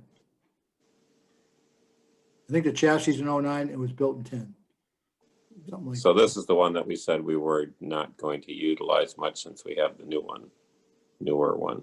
And, yep, and with the multiple calls, and I don't know off the top of my head, but I could find out, is it gets used much more now than it had. My first couple of months here, it sat a lot, and then it's a lot more use now. You hear it 6A1 on to either back up the ambulance on the highway at an accident for multiple patients or on a Mhm. second call. You know what I mean? Those second calls Right. that we're seeing those more and more now too. So it's like that will go out, and a lot of times I'll go with the guys on that and go out and do a medical call with 6A1. Yeah. Yeah, so the increase in calls is having the backup quotation marks vehicle being used a lot more often. Yep. And then what you do when you get two like that are fairly new is you rotate them. You do a week rotation. You run the heck out of it for the first 2 or 3 months when it's new to get all the bugs worked out of it. And then you rotate it every Monday, you switch them out. Run 6A1 for a week first out, run 6A2 out for the first out for a week, and rotate it like that. So they both get equal use. Okay. So, No, I know I said a lot there. I yapped a lot, but it's like there was some important stuff there, and it's like, thanks for listening. Mary, did you have some? I just wanted to kind of get a visual image in my head, Chief. How many vehicles do fire and EMS run? And I know there's one that's fundamentally junk that the, Yeah, sits Yeah, out in that, yeah. right, but let's take that one out. So how many vehicles do we have on the road, the town? There's 2 ambulances, Uh-huh, 6A1 and 6A2, 2 engines. Okay, no, actually 3 engines now. okay, Okay, 1, 2, and 3. The ladder. Then there's an old tender, and then when the new tender, which is already was a town meeting one, just the year before I came, that's coming in April or May. So that will replace engine 2 and tender 1. It will be a multifunctional vehicle, has a really good pump on it, so it can do the job of both those vehicles. And then there's 2 brush trucks. There's the F550 Ford, and then the small Kubota tractor that sits on the floor that's used for doing small brush fires. Like we used it one time, a couple of campfires that we've dealt with. It's good for that. And then you can also switch it over to do patient extractions out of the woods. We had up behind the village court, we had a couple of horses get spooked, and both ladies were in the woods down the ground, and we were able to go in with that and extract Is that the both UTV? patients. What's Chief, that? is that the UTV? Is that the UTV vehicle? The Yep, the little Kubota tractor, yep. Okay. It's got 2 baskets on it. One's for brush fires and one's for people. So we just switch them out, whatever we're gonna go do. And went in the woods, stabilized and extracted 2 patients that day with that, way in the woods behind the village court. So it's like kind of an interesting call, yeah. yeah. Do you have a vehicle, a town vehicle that you drive, Chief? or I is do, it- okay, I'm sorry, I didn't say that. I have a 16 Expedition that the town has, and that's got, I think the last time I got gas, it was just over 92,000 miles. Yeah, I got it in August of 19, it had 78 and some change. It's my first commute in my whole career, so it's like all the way from Hopkins to Berlin, so. Yeah, yeah, I'm familiar with I that. used to walk to work. Yeah, that's a wonderful thing. And is there any other car that anybody drives in the department that's assigned to anybody? Yeah, okay, there's a used police car that the fire marshal uses. It's an old police car. Okay, I'm sorry, I should have said that when you asked the question at first. that's all right. That's a fire chief. You always think of the big equipment first. Yep, that's our bread and butter. Well, he started with the ambulances though. He didn't start with the ladder truck. That's true. Ladder truck's not my favorite, Stan. All right. Don't even go there. So are the engines bigger than the ladder truck, or is the ladder truck bigger? Ladder than- truck's the biggest. I actually finally got to drive it like a couple of months ago, and it's like driving any truck, just a big one. So it's like you just do it. And they said, oh, I hadn't driven a truck in 12 years, you know what I mean? And easy. Like riding a bicycle. Exactly, Janet. That's what I told them, like riding a Oh, bike. boy. Yeah, so for utility purposes, when the department's got to do things that aren't putting out a fire or doing this kind of like serious life saving, you need what you're saying about this, the truck that we had to take off the road, you kind of need a utility vehicle. That's the exact function of that vehicle. And it's like, right now, like I said, we go and get something like, I was making runs down to the MEMA cache for COVID supplies, where I could do it with the pickup truck on one load. I had to do it with my car with 3. You know what I mean? Exactly. You know, it's like, Yeah. it is what it is, but you just deal with it while you can, but it's just not functional, you know? And it's like, and I've never had a fire department where I didn't have a nice pickup to use, you know what I mean? A nice vehicle like that. That utility does all, brings people, does. My car went down for service. I would transfer my gear over to that in a second and all my safety stuff to run a fire and go from there. Just keep the wheels turning. Yeah, okay. So that gives me, I really appreciate this because it gives me a much clearer picture of what the whole capital Yeah, perspective. good question. And Sorry I didn't include those 2 outside vehicles when I told you. I was just looking, I was just walking around the building in my mind here, not looking outside. that's what I was thinking. Gee, if we weren't in the middle of this pandemic, you could No. invite us all over to walk around and look at Yeah. everything, right? Yeah. I had the blinders on. Thank you. So I get it. So there's that need. Now I'm understanding what Stan and Scott were asking you about. Could we do a little juggling with what's already there? So you do 1 new purchase rather than 2 and satisfy what that open requirement is, or some of the open requirements with. Yeah, with a lot, but there's also going to be a associated cost, which I don't know, sitting here to do that, to take all the stuff off and make some type of a storage bed in the back. You know what I mean? It's like a flat platform right now. So Right. everything. And then what do you do with all the equipment that you've already purchased? The tank and the pumps and all that stuff, you know? So. Right. Mm. Yeah, not an easy question. I understand. Nope. I think the 2 brush trucks together, in my mind, would make a really good 1-2 punch on just about anything that you have to deal with. So it's like, but we'll go where we need to go. Yeah. Yeah. All righty. Thanks, Dan. Thanks, Any everybody. other questions for the chief? Thanks, Chief. All right, Thanks, thank you, Janet. chief. How's Nice to meet Ava? you. Thank you very much. Have I met Scott yet? I don't think, Oh, have you? was he there last year? He looked, doesn't, No, okay, Scott, nice to meet you. Ken No. Clark. I know I should have Scott's said new and that. returning. Looks, Yes. I don't remember him from the meetings last year.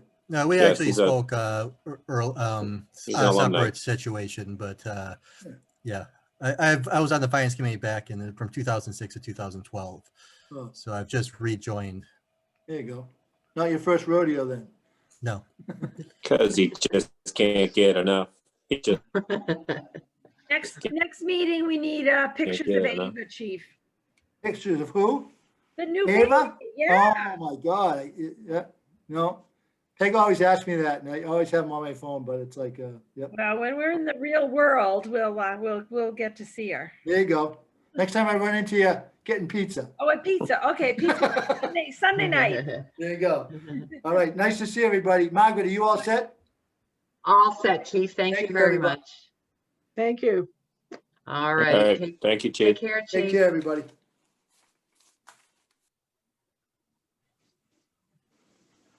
All righty. Well, that was a fun couple of little budgets. Wow. That was a full night. We done? Yeah. Do you have minutes? Well, we have meeting, We have we have more? minutes to approve. Do you have minutes? I only got them No, out we don't have- today. No more budget. Oh, okay. I only got them out today, so if you want to wait until next week, that's okay. They're not very long. We can approve them next week, right? I mean, there's, Does yeah, why June- don't we approve them next week? Anything from these, so there isn't anything. But I don't know whether, 2 things that came over the email recently was this policy and procedure on annual town reports. So Mhm. I think FinCom needs to do something with that. And, So Yeah, I think we do. and FinCom is one of the few exceptions to that deadline because FinCom actually has until March 30th to provide their report and recommendations. So I was wondering about that. I didn't think that we had done this by January last year. yeah, Thank actually you. the bylaw referenced in that policy is FinCom's exception. So the only other. Excellent. Is that Um, all, I is that all reported to the items? Is that all the items that go into the town report, like even the FinCom's own summary letter, or is it just their recommendations? So to my knowledge, it's been one and the same. There's been a report and recommendations that go in at the same time. So if, I guess that's FinCom's prerogative if you want to do an early report and then recommendations later. But I think, and I haven't been here that long, but since I started, this is only the second annual report that I've seen. And last year it was all in one. It was report and recommendations together. All right. I know in the past, well, way back when we were doing it, it was the other order. The actual written report was last, and then all the other the written report was more or less a summary, a story to go around everything. I wasn't sure. I just knew that was a complicated one to get through. And but back then we didn't have any strict deadlines other than when Barry just told us this is my last day possible. Right. The drop dead date, yes. sorry, Margaret, what date was that in March? That's our deadline? I think it's March 30th. 30th. Okay. So it's supposed to be posted on the website on the 31st of March. Is that? It is, yes. So yours would be the very last report before Very it last gets, report to before go it in. gets All right. posted. All right. Yeah. Um, I want to say, I don't know if it's March 30th or 45 days before it comes out to March 30th. So, I reported to the board on Monday night. You've seen the updates on the expense sheet. Every single municipal department budget request has been submitted. It's all in the drive. We're now just waiting for the intergovernmental assessments. We had a brief discussion. Stan, I'm very sorry you missed the some school did. committees. We tried to have a meeting with the school administration about budget increases this year. They were looking at, I think, 3.4% for Berlin Memorial and 6.5% maybe for Tohoto. And we explained, I explained, I think, that we have pretty restricted new revenue growth capacity this year, and we are seeing impacts of COVID on our commercial businesses, on our residential tax base. And we just emphasize that people are hurting, and we ask them to come in at no more than 2.5% assessment growth. I don't know what they're going to be able to do, given that they started, the Tohoto number at least was much larger than that, but we set expectations at 2.5% because municipal government departments expense lines have remained level funded. We're only looking at 2% growth in the personnel lines if the personnel committee's 2% COLA is approved. So we're below, the municipal side of the expense budget is tracking a lot less than 2.5% growth overall. So that's what we've asked for, and we shall see what they come up with. Is that for their total budget or Berlin's share? Berlin's assessment. Yeah, we asked for assessment budget growth of 2.5%. So we'll see what they come in. We have no sense right now of what the assessments look like. We only know what they've told us about the overall budget growth. So Did they say why there was such a increase in the budget growth? in Tohoto, well, we don't have a really, I think we don't have any better an explanation than what we've seen in their preliminary budget presentation that you all should have received. It's up in the drive. So we don't have a lot of details on it. Yeah. So I know a portion of it is Fed costs, Janet. So I just don't know. Nothing you can do with that. That's Right. So federally mandated. So yeah. So I don't know how much leeway they'll have. We'll see. And then the last thing is Board of Health wanted to know if FinCom has any questions of that, if FinCom will have any questions of them next week, or would like them to bring anything in particular as far as information to next week's budget meeting. Do you have anything in particular other than what they normally come with? I don't think so, no, I don't. I don't think so. They're usually pretty detailed and, yeah, I mean, they're really good. They always have their backup information, and I don't think they need to do anything different than they've done in years Okay. past, put it that way, Then they'll come prepared. All right. as they always do. All right.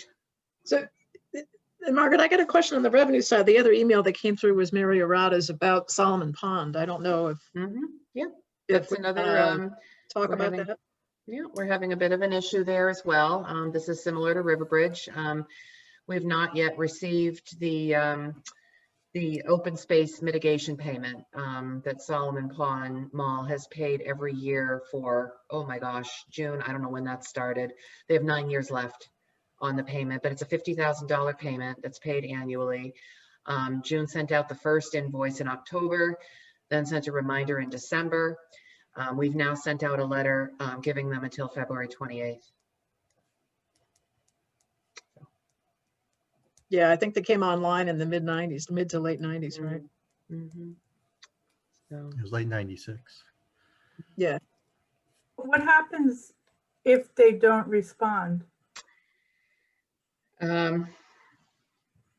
there are a few options. There are a few options for us. And I'll tell you, the last option is the legal option that we'd have to take. You know, it's a tough time. It's really a tough balance right now, because we do know that commercial's struggling, but at the same time, there is a contractual obligation here. And so we have to look out for the best interests of the town.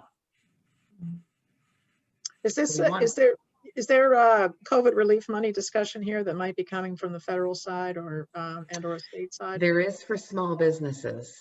This is a Oh. large corporation, so it's treated a little differently. Yeah. The only thing that would probably, I'm just assuming would be bankruptcy, right? Yes, but that is the umbrella corporation that houses all the individual retail corporations. We have seen that Sears and JCPenney have filed for bankruptcy, so we're dealing with those. They have paid their taxes this year, so we're fortunate there. I haven't heard anything about Simon filing for bankruptcy at this I point haven't yet. either. I'm just saying that would be, I mean, if the. That would be protection. Yeah, that would be protection. Yeah, for them. protection would be to do that. It would give them some But protection. protection from a potential lawsuit. I mean, that the other, our avenue is a lawsuit. Or- Right, Yeah. our revenue would I be a mean, the lot. other thing, I mean, we can negotiate that, Mhm. right? I mean, or we can do what commercial landlords are doing now with tenants and say that this payment is now due a year later and kick everything It could be back a year. I deferred. mean, you don't forego the money, you just push it back a year. I mean, that's, Mhm. Mhm. Yeah. so, Yeah, I mean, because we- that's an option, but where's retail going to be 10 years from now versus 9 versus now? So. Yeah. Yeah, the whole thing is in a different, you know, you want to support local and yet you don't want to go out. I mean, you know, you're trying to balance what's good for your family, what's good for your own health. And after spending, you know, 2 weeks in my house, let me tell you, I don't want to be outside again and risk that whole thing all over again. You know, I it's know. not fun. Yeah. Well, maybe we can Yeah. help them find a tenant to grow marijuana in what was the movie theaters, you know? Oh, there you go. Just put in- Not allowed in the Marlboro district. ZBA is Oh, going right, through right. this. The No, Marlboro we've already District got a part. problem with that. I was thinking the same thing, Mary, but now we got the easement road down to ZBA's issue. Yeah. Um, And There's- there's some potential revenue right there. So we're trying to figure out how to keep The that reason, establishment What do in you Berlin think the where reason it, is for that though? Why do you think they're saying that? I tried to listen to ZBA the other night.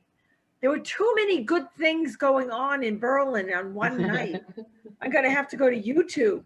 Why do you think Marlboro is saying this?